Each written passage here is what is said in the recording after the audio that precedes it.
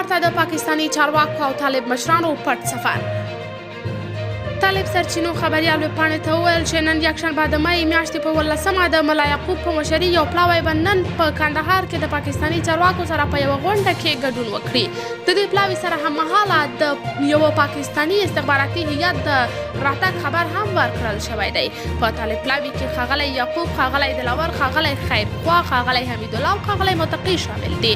د پاکستاني استخباراتو پلاوي نومونه نه دي په ډاګه شوي. سرچینې خبریال ویبپاڼې ته وویل چې د پاکستاني پلاوي راتګ په افغانستان کې د بلوڅ ازادي غوښتونکو او ټي ټي پي د وسلوالو د مخنیوي هڅه بلل کیږي. خو هممهاله د طالب چارواکو غوښتنه ده چې پاکستان د افغانیو په چاپ کې مرسته او کومک ورسره وکړي. پاکستاني پلاوی په داسې وخت کې افغانستان ته پټ سفر کوي چې د هېواد په بېلابېلو سیمو کې جګړه توده شوې او افغانستان له اقتصادي بحران سره لاس او ګرېوان دی. تر اوسه افغانستان ته د پاکستاني پلاوي د راتګ په تړاو طالبانو رسما څه نه دي ویلي، خو په تیر کې دا ډول خبرونه دوی همیشه پټ ساتلي دي. قدرمنو لیدونکو، تاسو د دې موضوع په هکله څه نظر لرئ؟